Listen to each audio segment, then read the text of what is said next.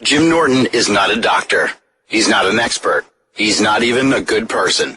The views, opinions, advice, and humor of Jim Norton does not reflect those of any doctor, of SiriusXM, of Opie Radio, or anyone else. They are solely those of Jim Norton, Lyle Chipperson, Edgar Mellencamp, Paul Hargis, and whoever else lives in that chinless head of his. If any of this advice goes wrong, you are the asshole who called a comedian instead of a doctor.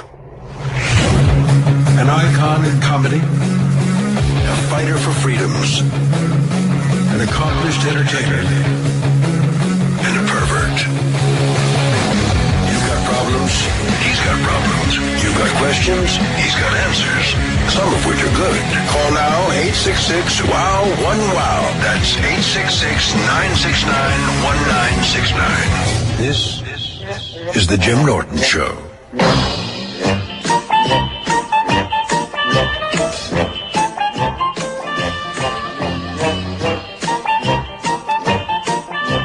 You know, I think that Stacy Keach introduction is cool, and I've commented on it before. But I do think that instead of some of them are good, it should say all of them are good. Is that just me being a pompous ass, or is that accurate? I'm very tired today. I haven't been sleeping at all.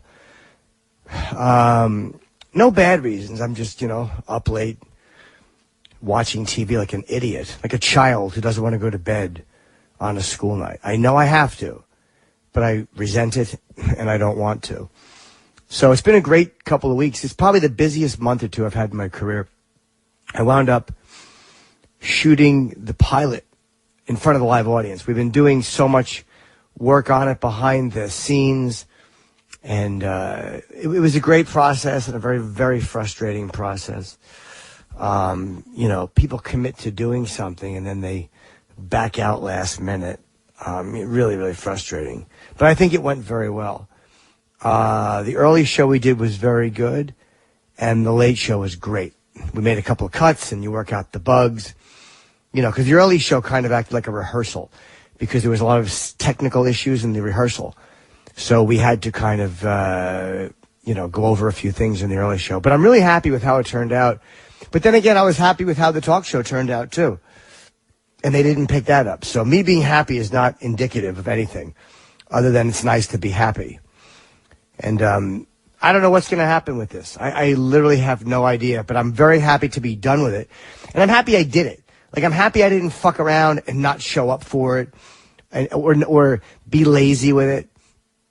I was present. I cared about it. I wanted it to be good. So again, if it flops, at least I know I'm not going to say I should have done this. That's the worst. When something doesn't go well and you say you should have done this or you were lazy and you didn't do that. 866-969-1969 if you want to call today. Opie was off this morning, so I did radio with Rich Voss and Esther Koo and Billy Connolly. And it was fun. I love Billy Connolly, and Esther and Rich I see pretty often. But it was nice to see Billy, who I have not seen in a long, long time. And his health is, suffering a little bit. He's got Parkinson's, and he's slowed down a bit. So talking to him, I was trying to pause and wait for him to answer. After a question or a comment, I was trying to give Billy Connolly an extra beat so he could answer and not feel rushed or like we were going to accidentally step on him. And he has a really positive attitude about it. And, I guess he's just happy to have his life, and he seems to be doing really well, and it was nice to see him. And it's always nice to me. I met Adam Sandler a week or so ago, and he knew who I was, and he's like, hey, you're really funny. Like, he's really a nice guy. And about being a comedian, it always still makes me happy when other comedians know who I am. It's still kind of shocking, and yet I expect them to know who I am. I guess that's what it feels like to be truly famous. Like, I'm not truly famous. Other comedians know me. But when I'm, if you're a celebrity, like a legit celebrity, all celebrities know you. That's what it must feel like. The way I feel with just comedians, if you're truly famous, all people know you. That's probably how it is. And it's a cool feeling. Like, I know that I can walk up to another comedian and they'll at least say hello to me. Lisa in Georgia has a question. What's up, Lisa? Hi there. How are you? I'm great. How are you? Good, thank you. I just recently ran across Mitch Hedberg on YouTube and stuff, and he was hilarious. And Yeah. I never hear y'all talk about him like you do Patrice or Otto. And I was wondering if you could just, if you knew him, if you could elaborate on him, or. Well, we hated Mitch. No, I'm joking. I'm teasing. Mitch is a great guy, and he was a great comedian. But I wasn't close to him. So we talk about Patrice and Otto as funny guys, but I guess that they're more in the forefront of our minds because we knew them so well. Like, I knew Otto for over 20 years, and I knew Patrice for maybe 16 years, 15 years. So I was much closer to those guys. Mitch, I knew, we weren't friends, we were friendly. Like, whenever I saw him, we would chat and say hello, but we weren't intimate friends. We didn't see each other that often. So I guess that's why. You think we don't talk about Geraldo as much, and Geraldo was a great comedian who I knew quite well, but I wasn't friends with him on the level I was with Otto and Voss. I'm sorry, and Patrice, if that makes sense. Oh, okay. But Mitch was a great comedian. And it's funny, like, so many times a guy dies and then gets his due. Mitch was doing well when he was alive. People knew him and had really, like, he had found an audience who understood how great he was. But it seems like after he died, which is the way it is with so many people, they kind of, like, Bill Hicks has become so much more of a legend after he died. He was really popular when he was alive. But then I think when someone dies, you realize, fuck, this person was great, and now I have their full body of work. Like, it's kind of depressing, and you want to go back and just, drink all of it in or whatever. But guys like that who are so funny, it's always a shame when they die young. And then people tend to discover people when they die young, because I think people realize, fuck, I missed something. You know what I mean? Right. Yeah, because I definitely missed something. Other than I don't know if there's things out there other than what I've caught up on YouTube, Yeah, but I mean, there is hilarious. You are hilarious too, and I'm madly in love with Chipple. Well, thank you very much. Yeah, Chip will lick your pecker pretty good, Lisa. I'll make you come so hard it'll be like someone spilled I don't know, like lemonade on you. I couldn't think of nothing. Right. He's the man of my dreams. Okay. So yeah, thank you so much. You're welcome. Let's see here, Jim in Pennsylvania. Hello? Yes, how are you? Good, how you doing, Jim? Yes, good, buddy, thank you. And so, my question is, I'm married, I have a child, and me and the wife don't really have sex. She's pretty asexual. Oh, no. And just in the last 5 months, I got a side chick who we've been fucking very infrequently, and I don't necessarily feel bad about doing that. How long you married? I've been married for 3 years. And has your wife always not fucked you? I mean, we used to have sex more, but she was always very non-sexual. It was kind of me always initiating it. Yeah, I always kind of felt like it was pity sex. But I mean, I don't think I'm bad. Like, I'm not overweight or anything. It's just, I think she's just very boring. A low drive. Then why'd you marry her? I don't know. I mean, do you like her? I love her she's a good person. She's just not sexual. Wow, that kind of sucks. It's amazing how I think a lot of times people date and you realize there's some sexual incompatibility.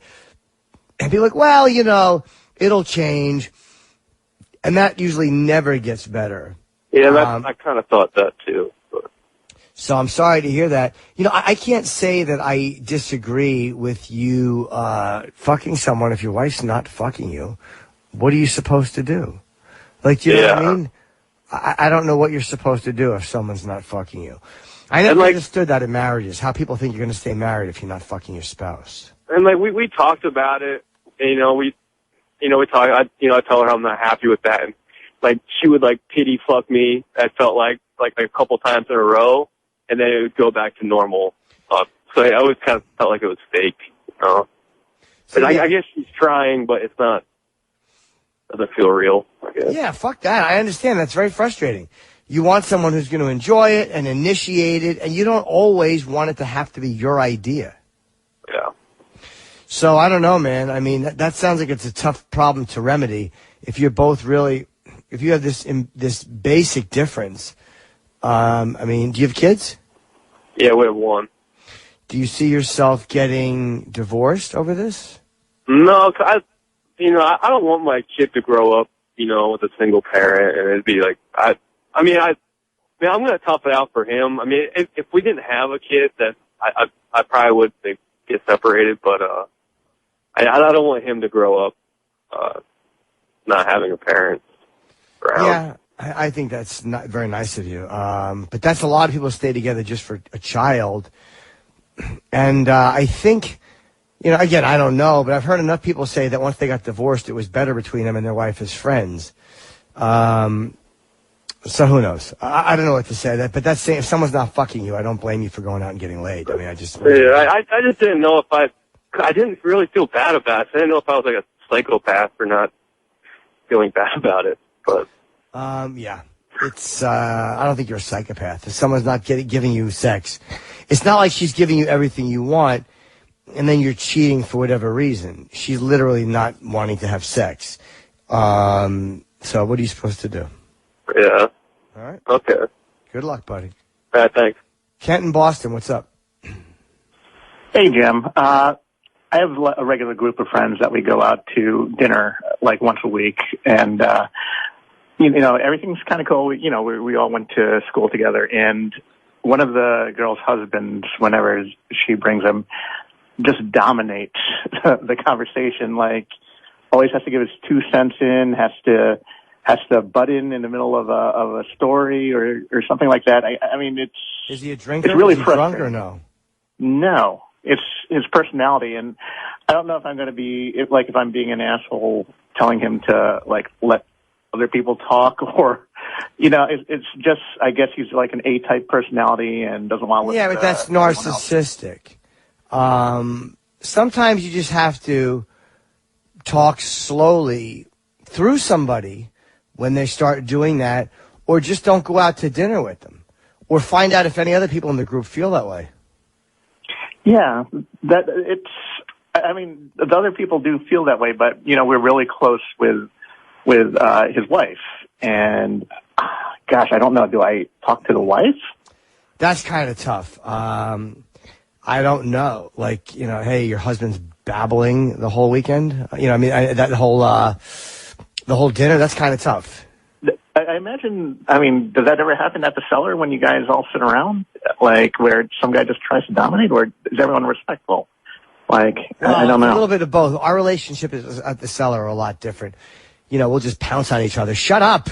You're babbling. You're being boring. We'll say that stuff to each other. It's different in a social circle where it's, you're friends with the wife, and he's just one of these fucking babbling type A types.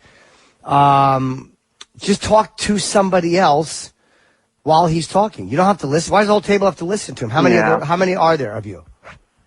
Well, it ranges from 7 to 8 people, depending on who shows up. What's he do for work? I think he's in finance. Oh, of course he is. Fucking loud finance asshole. Well, what happened? Does he interrupt you? Well, yeah. in the middle of a story, if you're talking about work, he'll come in all of a sudden and say, "Oh yeah," and speaking, I had the same thing happen in my work, and I haven't even finished my story yet. I haven't even made my point. Then he'll just take over, and he does that with everyone. It's not. It's not just me. He's a boring narcissist. He's one of those guys who's afraid if it doesn't come back around to him, then he doesn't exist. Do you know what I mean? He's one of those people. I would just talk to somebody else at the table while he's talking. That's a good idea, and I think I will. I never would do that, because I'd think I'd be rude to a guy telling a story. So I guess it's treat others the way you want to be treated yourself. You know? But he's being an obnoxious prick, and that doesn't. I don't know if that's going to change or not. Do you know what I mean? Well, I'll give it a try. Maybe I would try that. Realize it. Thanks, Jim. All right. Good luck. Safe trip to New Orleans. Okay. Bye. James in St. Petersburg. What's up, James? Hey, what's going on, Jim? How are you? How are you, man? I just want to say, first of all, I'm a huge fan, seriously, and really good luck on the pilot coming up, man. Thank you so much. I hope everything works out with that. Thank you. I was calling about a dating situation I'm in. I'm dating this girl. I'm not going to say her name or anything, but we've been hanging out on and off. We're really close, and I work very hard, so I don't get a lot of time off. So maybe I put a little bit too much pressure on things socially when I get my one day off and I go out and I expect too much. But I've been hanging out with this girl for a while, and I feel like she might be kind of leading me on, dude. Like she kind of has no problem with letting me pay for everything. We hang out when she wants to hang out, but. Yeah. If she cancels plans with me, like, this is the social media age, bro. Like, I can see when you're out, like, I don't have to stalk somebody to see when they check in at a bar down the street. You know what I mean? Let me ask what you, you think I should have do. you fucked her or anything? Honestly, as you make me vocalize, it's so embarrassing, but no. Like, Okay. Have you kissed her? We fooled around a little bit, like lightly. How long have you been seeing her or hanging with her? I mean, we've been hanging out for like weeks now. Like, I'd say 5 weeks. Like, we've grown kind of close. I mean, like, she had a recent death in her family, so I actually had like an edible arrangement sent to her job to kind of cheer her up. And like, I like this girl so much. Like, I went so far for this girl that I even robbed a bunch of dumb poor truckers just so I could make a cartoon as a love letter to her. And like, I mean, I've gone really far, man. I've alienated a lot of people for this girl. Well, you don't need to do that. You don't need to do that, dude. She knows you like her. She obviously knows you like her. She may or may not feel the same. How many times have you canceled on her? I would never cancel on her. Well, then maybe you should. Cancel on her. It's easier said than done, dude. No, I know, but I'm telling you, I mean, it's almost like watching the first pitch go by when you have bases loaded and nobody out. And a lot of times they say, make them throw you a strike. This is weird. It's just like, do we have a bad connection? No. It's just... Maybe okay. You're having a hard time hearing me. But it's almost like a lot of times... I thought you might have a hard time hearing me because, like, you still think this is a serious call. It's weird. So weird to me. Oh, well, why wouldn't I think it's a serious call? I just thought the whole, thing about robbing poor truckers out of their money to make a cartoon to make her go fall in love with you was pretty spot on. Oh, wait, you think that I robbed truckers? I don't think you robbed truckers. You robbed truckers. How did I rob truckers? Like a goddamn coin. How did I rob truckers? Well, I mean, not like so much like you played an accordion and a little monkey stole money out of their pocket, but I mean, close enough. No, it's not. How did I rob truckers? Where the fuck is my gun? Oh. And he hangs up. I didn't hang up on him. Ugh. Here's the thing with this show. If you want to call up and talk shit, just say what you want to call about. Because you'll get to it faster. You're not good at prank calls if I don't know you're making a prank call. Next time say, I want to call up. I have an issue with the cartoon. What do you think? I'm not going to take your call? But don't hang up like you're at the Apollo dropping the mic. Silly. How did I rob truckers? And then he just, hold on one second. Okay. Let's see here. San Francisco, Sean, what's up, buddy? Jimmy, I can't recall if it was last year or the year before, but so I was watching the Hall of Fame induction, and Kiss was about to be inducted. Right. And I was like, what the fuck? Why? How? Then the guy got up and he gave his speech, and he totally convinced me. I've never heard a better speech for why somebody belongs in that Hall of Fame than what that gentleman did. And for the life of me, I have no idea who it is. But if anybody ever wants to give you shit about Kiss, you just have to play that speech, and the argument is over. Oh, it's funny. I did not see their induction because I was in Florida. I was doing a thing for Cowhead, Mike Calta. It was a roast for him. So I did not see the induction that night. Chris Jericho was there. I was very jealous. I really wish I knew who did that. But thank you for the call, and I will certainly look that up. And he hangs up. Jesus. Okay. Let's see here. Brian in Chicago. What's up, Brian? How you doing? Happy birthday, by the way. Thanks, buddy. So here's the deal. I started dating this girl like 2 months ago. We started developing like strong feelings right off the bat. We're really happy with each other. But the hang up is like 90% of her friends are guys. And it's kind of the first time I've ever experienced that. So, you know, and on top of it, she like manages a bar.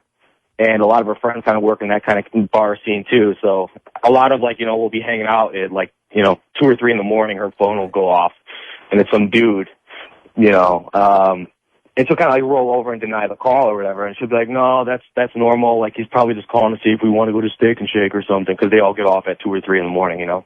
Right. So, I was kind of giving her the benefit of the doubt with that. But then the big blow up we had last week was she told me that she was going to go out riding with one of her guy friends on the back of his motorcycle. Now, are you her boyfriend? Like, how long? Yeah, we're boyfriend, girlfriend, we're committed, all that, you know. Okay. So then she told me she was going to go riding with her guy friend on the back of the motorcycle, which it was kind of, you know, not cool with, but, you know, I was trying to play it cool. And then it also came up that, like, she briefly dated this guy, like, a year ago. And then I lost my shit on her, you know? I came really close to breaking it off with her because I just don't know if I'm that kind of guy that can handle that. You know, we ended up working it out, and did she go? Trying to move forward. No, she didn't. She didn't. Yeah, she probably shouldn't have. When you like when she denied, I don't understand why would she deny the calls? Like if a call comes in, why will she deny it? Well, you mean she won't answer it? I'm sorry. I thought you meant she denies that it came through. As I'm asking you that, I figured it out. So she'll actually just hit the button and not answer it. Yeah, and I kind of brought that up to her. I'm like, look, it's kind of like already makes me uncomfortable that a guy is calling you at 3 in the morning, but it makes me even more uncomfortable that you don't just pick up and say, hey, what's going on? I'm hanging out with Brian. What are you doing? You know what I mean? Oh, okay. And so she came to an agreement that she will from now on just like answer it. You know, and I told her, I'm like, I don't want you to be my puppet. You don't have to, like, I don't have to give you a script. But it just would make me feel a little bit more at ease to say, you know, what's going on? I'm hanging out with Brian. You know what I mean? My boyfriend, yeah, of course. But, I mean, and I'm a lot like you. I'm kind of a dirty boy. I do get off on, like, when you would hear, like, stories about exes and stuff like that, you know? Oh, yeah, but, absolutely. Yeah, but, I mean, if there's still a connection somewhere, I go in the complete opposite. I become just a jealous asshole, you know? So... Yeah, it's weird how the fine line between getting turned on by that shit and by the jealousy and it hurts you. There really is a fine line between those things. And maybe one is the reason it turns you on or me on or anybody on. Who knows? It's a weird line. Usually if it's something I'm going to be jealous about, it has the potential to turn me on. But yeah, good for you to say something, dude. She's going to ride on a motorcycle with her ex-boyfriend? Go fuck yourself. Don't stop it. You have every right to be annoyed at that. Well, so, I mean, and I guess what the real advice I'm asking for is because, I mean, I know that there's that fine line of being just a secure dude that trusts his girlfriend. And then also just being a total fucking naive cuck. You know what I mean? Yeah, dude, 100%. What's the line between letting someone live their life and being a schlemiel while they're out fucking whoring around? I totally get it. I think you made the right move. You know, look, having a girl who has a lot of guy friends, some women just do. But she has to know that you're the boyfriend, and sometimes that's going to make you uncomfortable, and I don't think you're unreasonable to do that. So, you know, as long as it's not like, hey, she's talking to a guy at work and you get mad, that's different.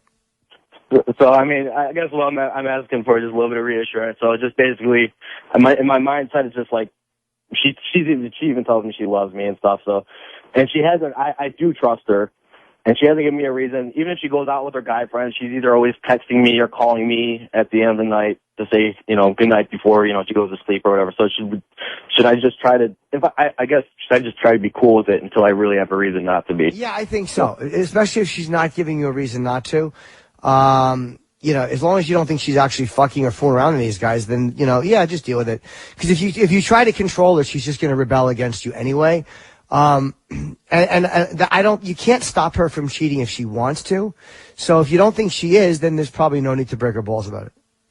Okay. All right. Hey, thanks a lot, Jim, man. Bye, mister. Let's see here. A comedy question is Joel in Chicago. Hi, Joel. What's up, Jimmy? How are you? Good.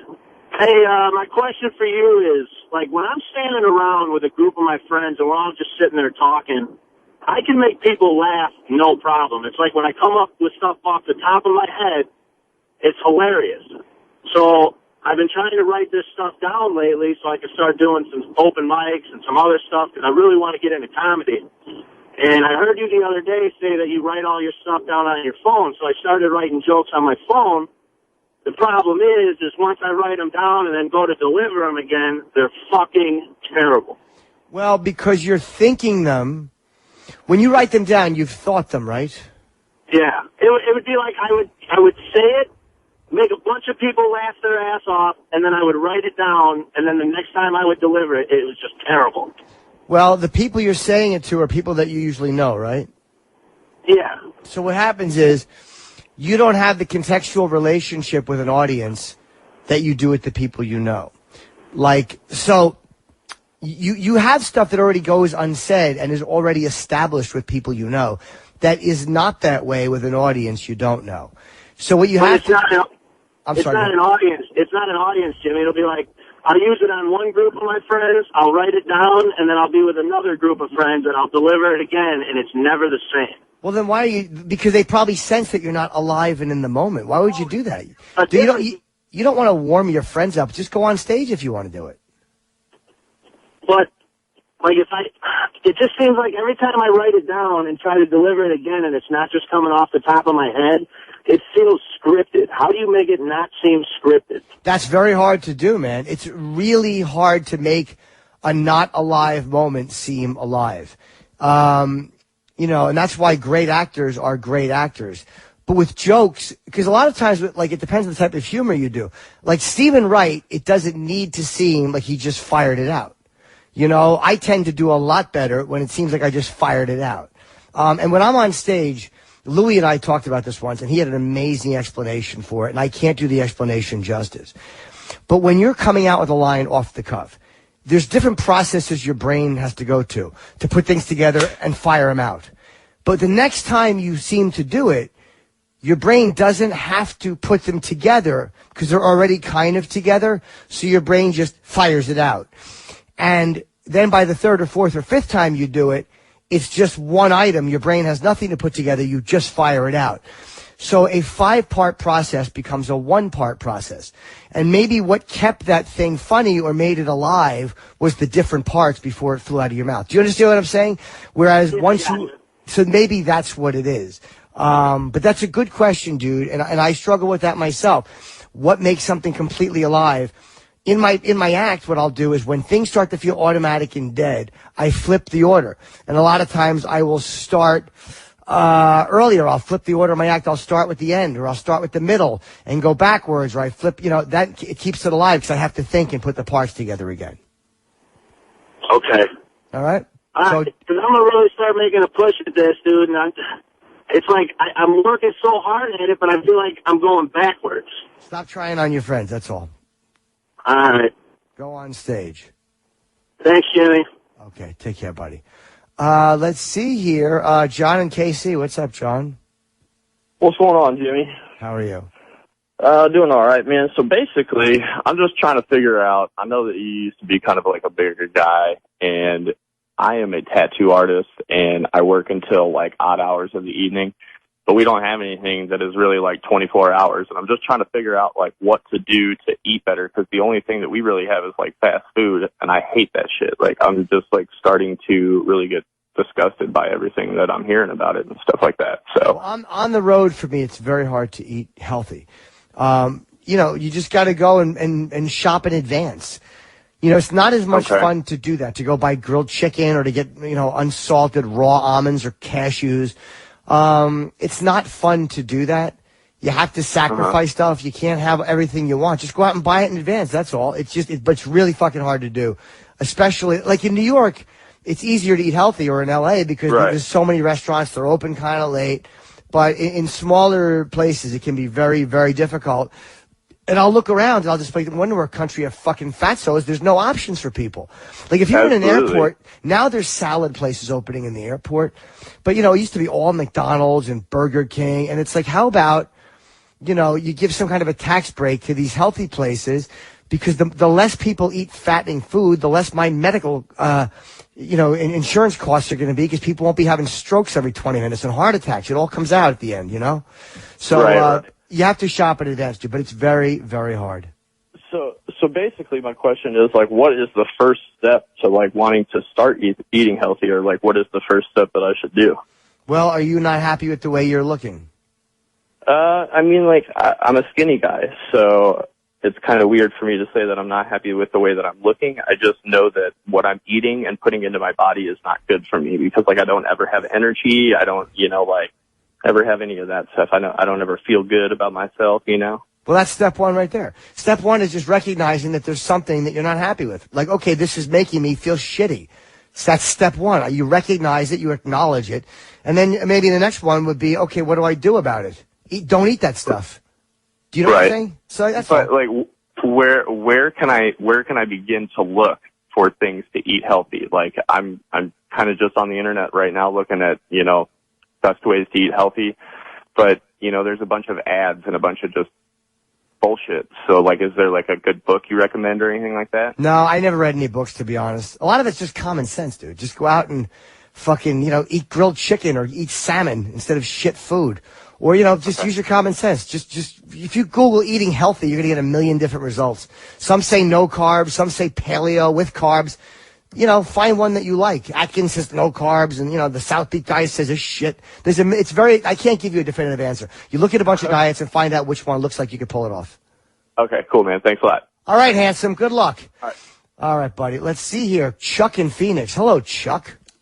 Oh, special boy. Oh, thank you. I'm good. I'm special. Well, last time we talked, the fire alarm went off at a concert, but yeah. Got a question for you. Sure. Dating this girl.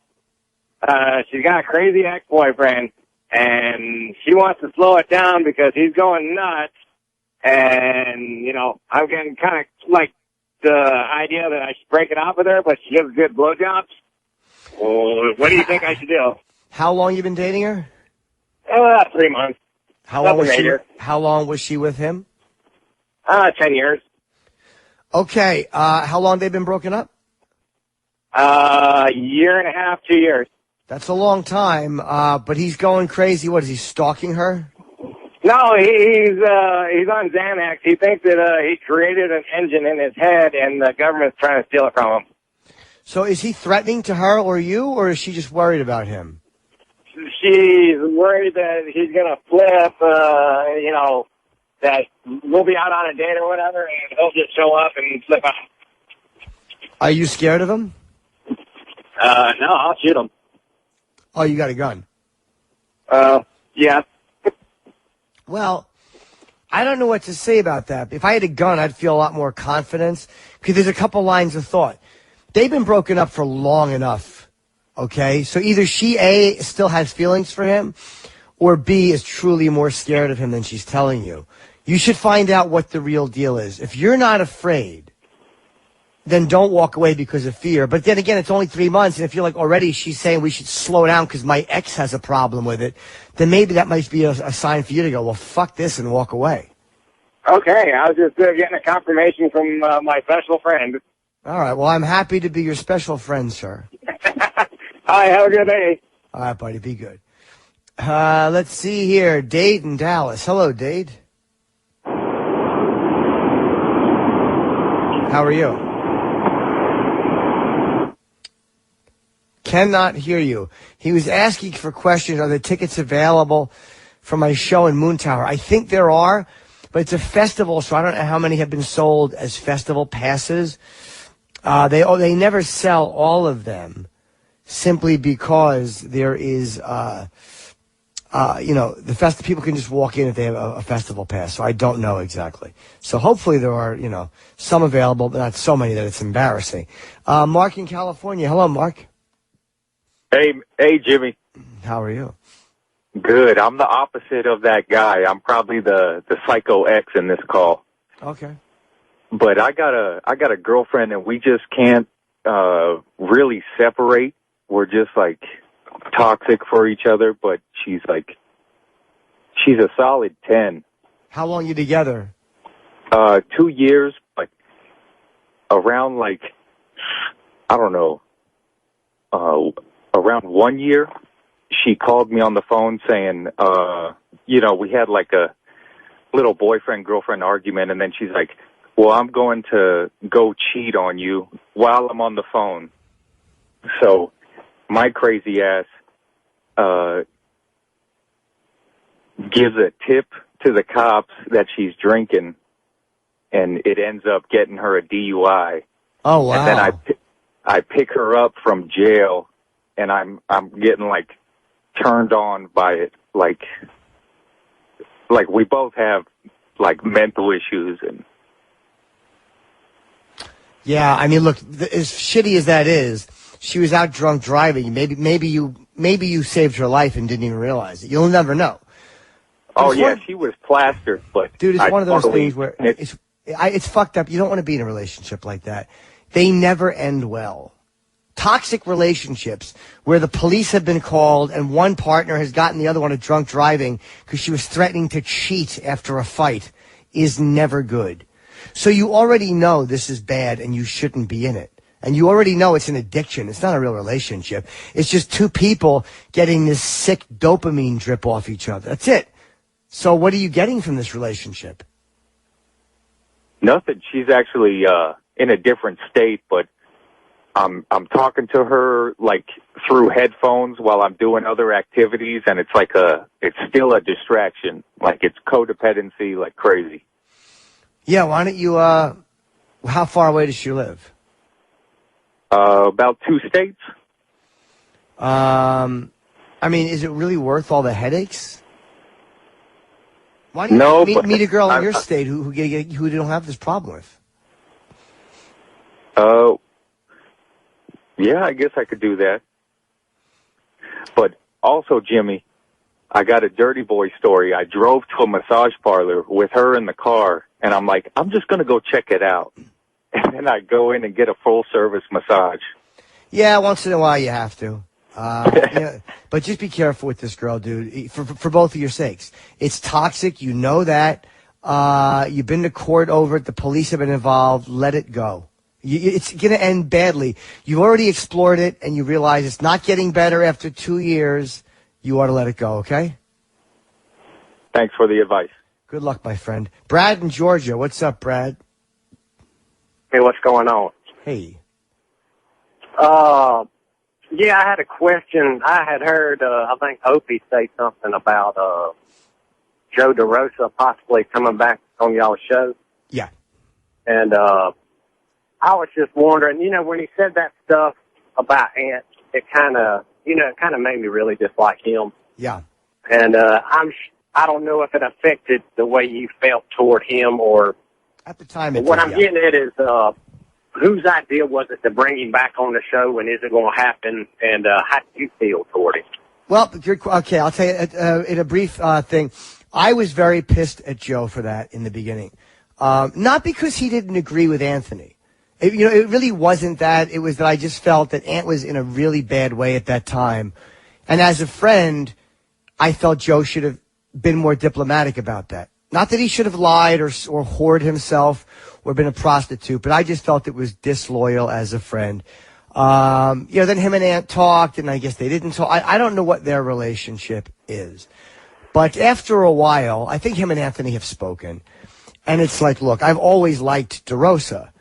And, enough time has passed where, look, I still like Joe DeRosa. I haven't seen him in a long time. I didn't know he was coming on the show. The way I found out, if you want the process, was I saw the list of who was coming on both days. I'm on a tour, dude. I'm going to New Orleans tomorrow. I'm going to the Aztec in San Antonio on Friday, and I'm in Moon Tower on Saturday.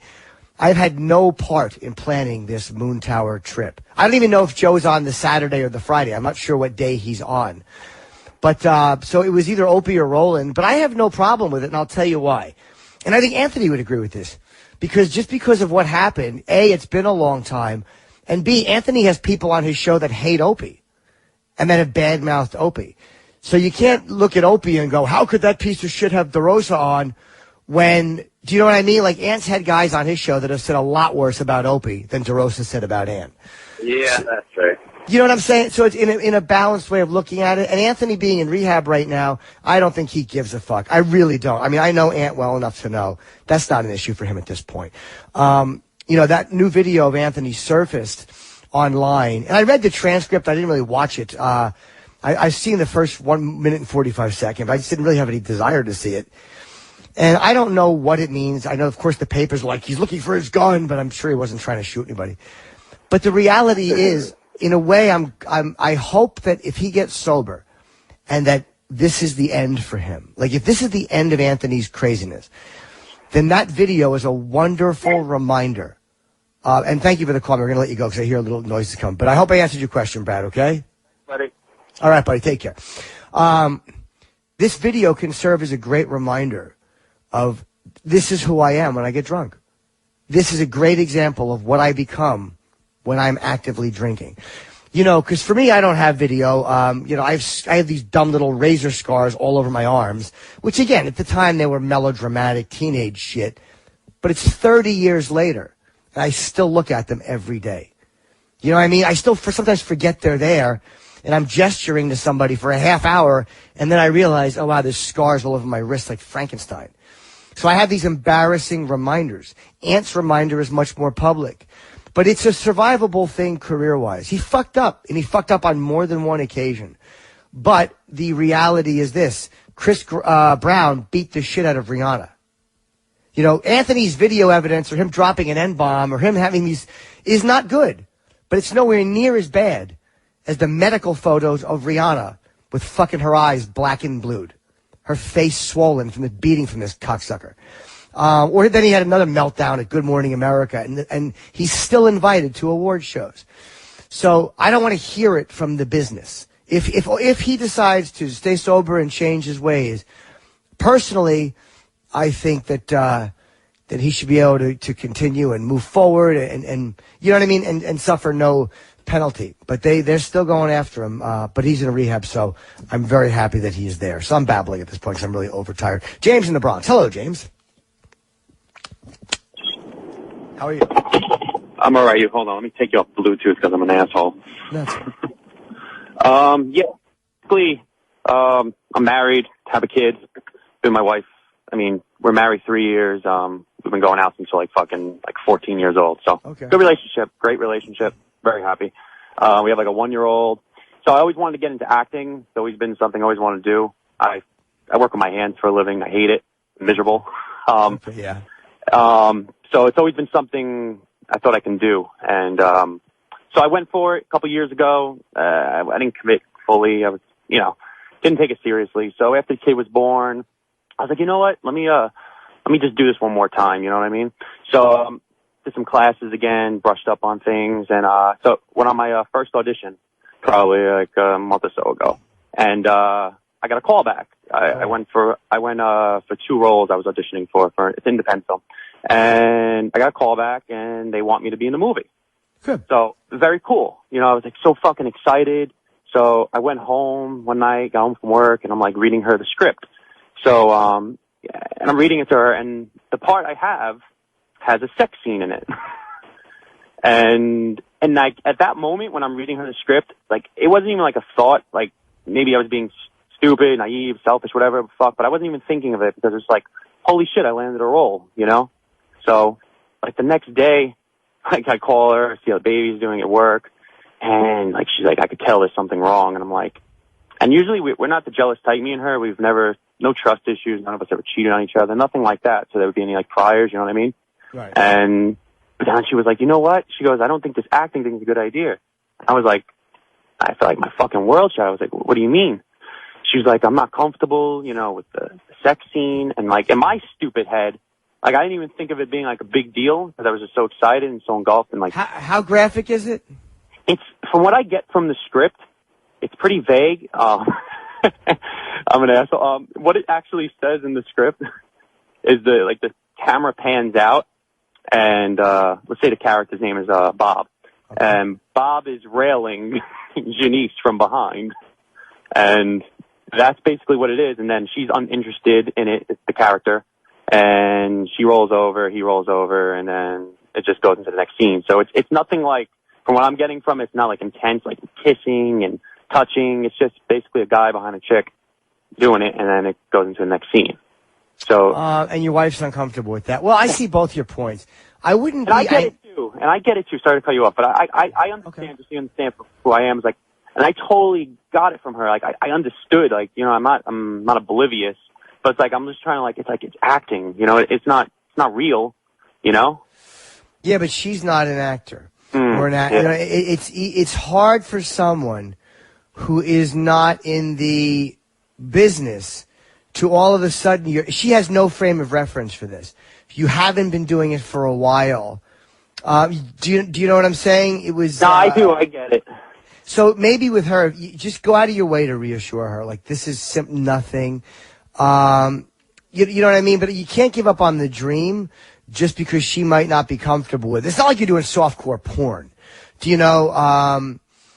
And just make sure she knows that this has nothing to do with how you feel about her and that you love her. And I do, but I know, like, like, I guess my question to you is like, would you still go through and doing it? Yes, I would. Of course I would. Okay. Absolutely. But again, you have to be, you know, you can't give up on you because you'll always resent her. And I told her that too. I said, I don't want to resent you because I'm very honest with her. We're very blunt. I feel like that's a big part of our relationship. You have to be brutally honest. My opinion, at least. I feel you got to be honest. That's all we got. You got to be honest. And I told her, I said, honestly, if I don't do it, I said, I'm going to probably resent you. I said, for a while, I said, you know. And she's like, no, I don't want you to do that. I don't want you to resent me. She goes, I don't want to, I'm sorry I even said anything. I'm like, no, I'm glad you did. You know, I want to know how you feel, you know, but it's like, I'm just caught now. It's like, I'm getting like the director calling me and it's like, fuck, you know, like my home life or this. It's, you know what I mean? Your motive for doing it is pure. You're not trying to sneak in anything. So I think you have to pursue your dream. Just go out of your way to reassure her a little more. And if she has an issue, maybe don't snap. Realize, how would I feel if like all of a sudden she was going out to do this and the scene called for her to have a guy bumping his dick against her. Yeah. You might have an issue with it. So just try to be patient. But I personally would not give up on the dream. All right. Appreciate it. Okay? Fuck yeah. Fuck yeah, dude. Go out there and look, I'm making everybody's coda wet. That's what I would do. Shove my pecker in her pussy. Fuck yeah, just fucking shove it in. Don't take any bull sugar. I couldn't hear your phone trapped out. Oh, for the love of Eve. Thank you very much for the call. I always encourage people to, follow the dream. John in North Carolina. Hello, John. I'm glad I got in, Jim. I tell you, it's the first time I've gotten on the air with you here, but I'm here in North Carolina, and we're in the middle of this HB2 law, which I'm sure you're aware of. Yep. And I was just curious. I mean, I was supposed to go see Pearl Jam tonight, and as a fan, I'm really pissed that at the last minute they just pull out. And I understand the cause, and I get it, but I think they could have done it a much better way. I was just curious what your take is on it. And if you were in that situation, let's say you had a show come up in Raleigh, or we'd love to have you come out in Wilmington where I live, but what would your take be on that if you had it come up? I know you're very well educated on things like that, so just curious what your take is on it. You know, it's funny. I had mixed feelings about it because at first I was like, don't book shows there, that's fine, but don't cancel because you're hurting your fans.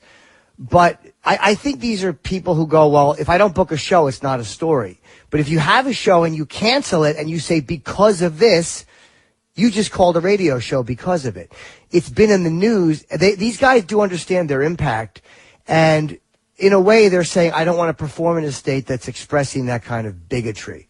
I don't necessarily have a problem with it for that reason, because all of a sudden, let's just say they were saying that black people couldn't do something. Artists would also protest it. It's kind of the only way you can get your voice heard. How else can they do it? So I would be frustrated. I would be very frustrated as a fan, though. But I think it's going to make fans say to people, just fucking change this law because entertainers are not coming here. Well, here's the thing, though. There's a band called Against Me. And the lead singer of that band transitioned quite a few years ago from a man to a woman. And they still maintain their fan base. And my son sent me a thing saying, look, they want to do more shows in North Carolina. Come out and rally against it, which I think is much more impactful. Now, they're far cry from a Pearl Jam. Right. But I think that it really says kind of fuck you to your fans when you could do it a much better way. I mean, they could have done this to bring more attention to it because, you know, I don't agree with what the governor's done here at all. I mean, it's horrible what's going on with them doing this. But wouldn't you agree that you could be more impactful? And, like, in other words, like, if you had a gig here, instead of just canceling it, saying, you know what, come on, let's bring a voice to this thing. No, I'll tell you why. I think what they're doing is more, if you talk about what's more impactful, canceling is. Again, what I think the thinking is, because I've never had this in my face this way, like I've never had to do it, is if I cancel, I'm inconveniencing my fans. I will eventually reschedule. But they think what's more important, people we see being discriminated against or some of the fans being just inconvenienced. And here's why canceling is more impactful. It has a financial impact. That's money that the state will not be making. And when you're Springsteen or you're Pearl Jam and you're canceling, these are legitimate money nights. There's taxes paid. There's people paying for parking. The venues are going to get fucking pissed off. If enough people don't go to these venues are going to be in trouble. It's a form of sanctions in a way. It's a much more passive form of sanctions, which I know, like when you're sanctioning Iran, you're actually hurting the people there because the money still goes to the military that they get. But I think it does have an effect because the whole country is talking about it now. Now the governor is he'll double down at first, but he may eventually do something about it. You know, I think it's a shitty and bigoted law that you have to use what's on your birth certificate. D.L. Hughley I didn't agree with, although he made a smart argument in the other direction. You know, I personally didn't agree with his take, but he at least made a really good point, if that makes sense. I didn't hear his point, but it's an unenforceable law. I mean, there's no way to enforce it. No, but there is a way. I think there is a way to enforce it because you can look at somebody's driver's license if you can question them. And I think that even if it's not the most enforceable, it's just the idea that the fucking governor and these people are doing something like this. You know, I don't know. The bathrooms are a weird one. Like, is it to protect people or is it simply an act of, we don't like trans people, so we're being a little bigoted. We don't like gays, so we're being a little bigoted. You know, I've just had so much enough of that shit. I don't want to hear it from people anymore. It's just like, you know, let's stop telling the rest of the world how fucking progressive we are, and just act like we're progressive. And you know what I mean? Stop fucking telling the rest of the world what's wrong with them and focus on the shit that we still do. So I don't know. Would I cancel? I'm not in a position where anyone would give a fuck if I cancel it. What, are 50 people going to be bummed out? But maybe I would, you know, because I don't like that type of stuff. Okay, I was just curious. I know you're like a voice of reason. I've been listening to you for years and years and years. I'll just end on this. We got a new performing arts theater in Wilmington, North Carolina. Love to have you come here. Well, thank you very much. I'm on my way. All right, take care. I got to wrap up. I didn't realize I should have wrapped a minute ago. I apologize. All the people still on the phone, my apologies for not getting to you. To the guy that called that wanted to argue about the Chip cartoon, next time, just call up and say what you want to talk about. I'm not going to avoid your call. I'll probably take you sooner. All right, guys, thank you so much for the call. I don't know when my Unmasked with Ronnie Bennington is on. I did that last night. It was phenomenal.